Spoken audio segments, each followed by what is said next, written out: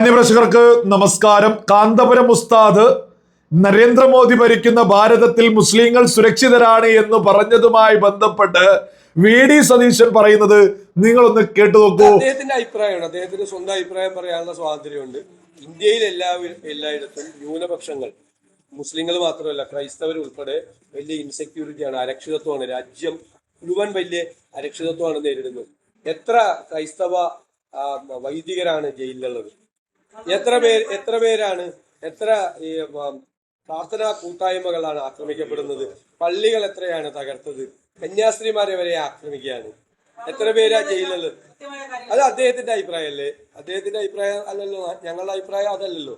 ഞങ്ങൾ ദേശീയ തലത്തിൽ ഒരു സംഘപരിവാറിന്റെ രീതിയും ഗവൺമെന്റിന്റെ രീതിയും ന്യൂനപക്ഷങ്ങൾക്ക് ദോഷകരമായ നിലപാടാണ് എടുക്കുന്നത്. ഇഷ്ടംപോലെ സംഭവങ്ങൾ രാജ്യത്തുണ്ടല്ലോ.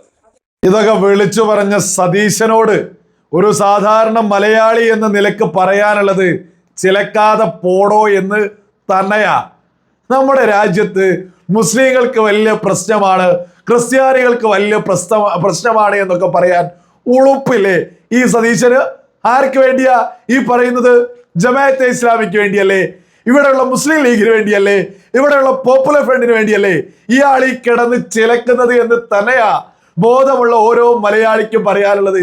പിന്നെ കാന്തപുരം സമസ്തയുടെ നേതാവ് A.P. അബൂബക്കർ മുസ്ലിയാരെ മുസ്ലിങ്ങളുമായി ബന്ധപ്പെട്ട യാഥാർത്ഥ്യം വിളിച്ചു പറഞ്ഞത്, അതിനൊക്കെ എതിരെ പറയാൻ സതീശന് എന്തെങ്കിലും അർഹതയുണ്ടോ?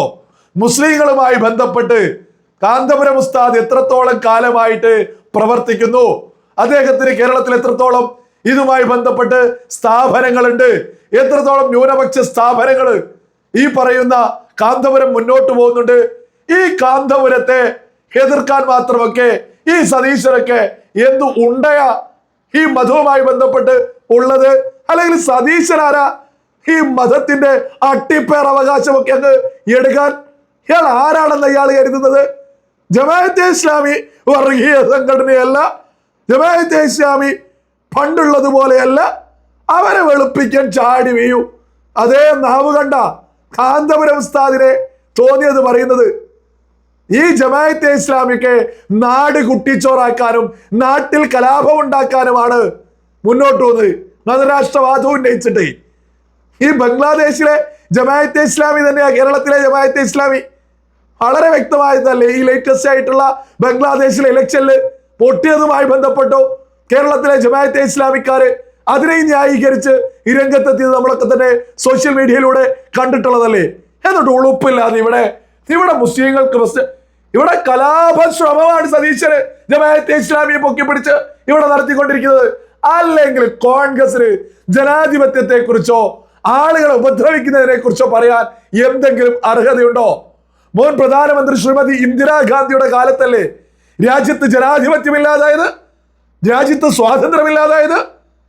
മകൻ രാജീവ് ഗാന്ധി സിഖ് കലാപവുമായി ബന്ധപ്പെട്ട് എന്താ വിളിച്ചു പറഞ്ഞത്? സിഖുകാരെ കോൺഗ്രസുകാര് കൂട്ടക്കൊല നടത്തി, 3000-ഓളം സിഖുകാരെ കൂട്ടക്കൊല നടത്തിയതിനെ ന്യായീകരിച്ചുകൊണ്ട് രാജീവ് ഗാന്ധി എന്താ പ്രസംഗിച്ചിട്ടുള്ളത്? വൻമരങ്ങൾ വെയ്യുമ്പോൾ ഭൂമി പ്രകമ്പനം കൊള്ളുമെന്ന്. അതായത് കോൺഗ്രസുകാര് സിഖുകാരെ കൂട്ടക്കൊല ചെയ്തതിനെ പോലും ന്യായീകരിച്ചവനല്ലേ ഈ പറയുന്ന കോൺഗ്രസ് നേതാവായിട്ടുള്ള രാജീവ് ഗാന്ധി? ഇതൊക്കെ ബോധമുള്ള സകല മലയാളികൾ ഈ ജനാധിപത്യത്തെക്കുറിച്ച്, സ്വാതന്ത്ര്യത്തെക്കുറിച്ച്, ആളുകളെ കൊല ചെയ്യുന്നതിനെ കുറിച്ചൊക്കെ പറയാൻ ഈ പറയുന്ന കോൺഗ്രസിന് എന്തെങ്കിലും അർഹതയുണ്ടോ? കോൺഗ്രസ് ചരിത്രം അറിയുന്ന ആളുകളൊക്കെ സതീശനേക്ക് എടുത്തിട്ട് ചവറ്റുകൊട്ടയിലേക്ക് വലിച്ചെറിയും. എത്രത്തോളം മതോ എന്ത് സകല മനുഷ്യര് ജീവിക്കാൻ പോലും ആകാത്ത വിധത്തിലല്ലേ ഈ രാജ്യത്തെ കോൺഗ്രസ് ഭരിച്ച കാലത്ത് മുന്നോട്ട് കൊണ്ടുപോയിട്ടുള്ളത്? ഏറ്റവും ഏതൊരാളോട് ചോദിച്ചാലും അടിയന്തരാവസ്ഥയെ കുറിച്ച് ചോദിച്ചാൽ മതി. എത്രത്തോളം ഇവിടെ കമ്മ്യൂണിസ്റ്റുകാരെ ഉൾപ്പെടെ ജയിലിലടച്ച്, ഇവിടെ കാണുന്ന സകലരെയും ജയിലിലടച്ച് ഒരു ജയിലിൽ തന്നെ ഉണ്ടാക്കിയിട്ടില്ലേ? രാജ്യം ഒന്നടങ്കം ഒരു ജയിലല്ലായിരുന്നോ ഈ പറയുന്ന കോൺഗ്രസ് ഭരിച്ച കാലത്ത്, അടിയന്തരാവസ്ഥ നടന്ന കാലത്ത്? എന്നിട്ട് ഈ സതീശന ഉളുപ്പില്ലാതെ ഇപ്പൊ ചാടി വീണിട്ട് മുസ്ലിങ്ങളുടെ അട്ടിപ്പറ ഇയാൾക്ക് ആരാ? കാന്തപുരം ഉസ്താദിനെ മുസ്ലിങ്ങളുമായി ബന്ധപ്പെട്ടൊക്കെ പഠിപ്പിക്കാന് അതിന് മാത്രമൊന്നും സതീശനൊന്നും വളർന്നിട്ടില്ല എന്ന് തന്നെയാ മുന്നോട്ട് വെക്കാനുള്ളത്. പിന്നെ കുറെ ആളുകളുണ്ട് കാന്തപുരം ഉസ്താദ് നരേന്ദ്രമോദിയുടെ ഭാരതത്തില് മുസ്ലിങ്ങൾ സുരക്ഷിതരാണ് എന്ന് പറഞ്ഞതിനെതിരെ ഉറഞ്ഞു തുള്ളുന്ന ഒരുപാട് ആളുകൾ. അതിന് നിരന്തരം ഒരു ശൈലിയിലുള്ളൊരു പോസ്റ്റ് വരുന്നുണ്ട്. ഞാനതൊന്ന് വായിച്ചു കേൾപ്പിക്കാം.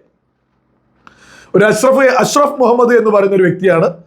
വളരുന്ന നബിയുടെ മുടി തങ്ങളുടെ പക്കലുണ്ടെന്ന് വിശ്വസിപ്പിച്ചാണ് കാന്തപുരവും മകനും ജനങ്ങളെ പറ്റിച്ചുകൊണ്ടിരിക്കുന്നത്. ഇന്ത്യയുടെ ഗ്രാൻഡ് മുഫ്തിയാണെന്ന് അവകാശപ്പെട്ടാണ് പ്രധാനമന്ത്രി മോദിയെയും അജിത് ഡോവലിനെയും കബളിപ്പിച്ചിരിക്കുന്നത്. സൗദി അറേബ്യയുടെ ഗ്രാൻഡ് മുഫ്തി പോലെയാണെന്ന് ചൂണ്ടിക്കാട്ടി ഇന്ത്യയിൽ മുസ്ലിങ്ങൾ സുരക്ഷിതരാണെന്ന് പറഞ്ഞിരിക്കുന്നുവെന്ന് പറഞ്ഞ് മോദിക്ക് അറബികൾക്കിടയിൽ പ്രചരണം നടത്താം. ഗ്രാൻഡ് മുഫ്തി പദവിയെക്കുറിച്ച് പ്രശസ്ത ബ്ലോഗർ ബഷീർ വള്ളിക്കുന്ന് നടത്തിയ കമന്റ് ശ്രദ്ധേയമാണ്. അങ്ങനെ ഒരു ആധികാരിക പദവി തന്നെ ഇന്ത്യയിൽ ഇല്ല. നാട്ടുംപുറത്തെ പെട്ടിക്കടയുടെ മുന്നിൽ ലുലു ഹൈപ്പർ മാർക്കറ്റ് എന്ന് ബോർഡ് വെച്ചാൽ എങ്ങനെയിരിക്കും? അത് കാണുമ്പോൾ ഒരു ആക്കിയ ചിരി ചിരിച്ചു പോകും. ജീവിച്ചു പോട്ടെ എന്ന ലൈനിൽ അത്ര തന്നെ. ഇതും ഒരുപാട് ആളുകളുണ്ട്.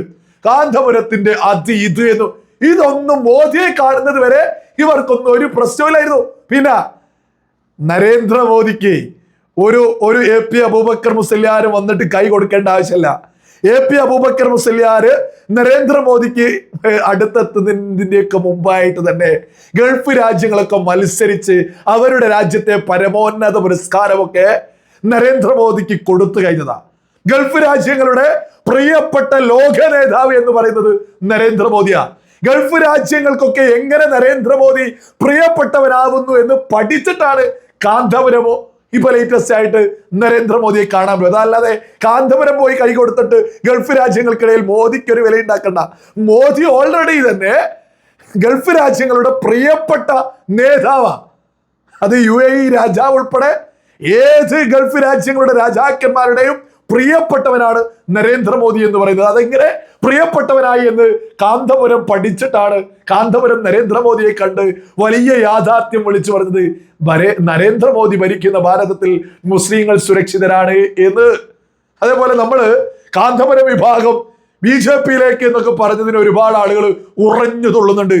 കാന്തപുരം ഉസ്താദും അതുമായി ബന്ധപ്പെട്ട ആരും LDF മെമ്പർഷിപ്പ് എടുത്തിട്ടൊന്നല്ലായിരുന്നു. LDF സകല ആളുകൾ വോട്ട് ചെയ്യുന്നത്. ഇതൊക്കെ തന്നെ സകല ആളുകളും തിരിച്ചറിയണം. പിന്നെ ഈ പോസ്റ്റിൽ നമ്മൾ പ്രത്യേകം മനസ്സിലാക്കേണ്ടതാണ്, അജിത് ഡോവലിനെയും പ്രധാനമന്ത്രിയൊക്കെയാണ് ഗ്രാൻഡ് മുഫ്തിയൊക്കെ കുറിച്ചൊക്കെ പഠിപ്പിക്കുന്നത്. ഈ രാജ്യത്തിന്റെ പ്രധാനമന്ത്രി നരേന്ദ്രമോദി ഒരു കാര്യം വെറുതെ പോസ്റ്റ് ചെയ്യില്ല.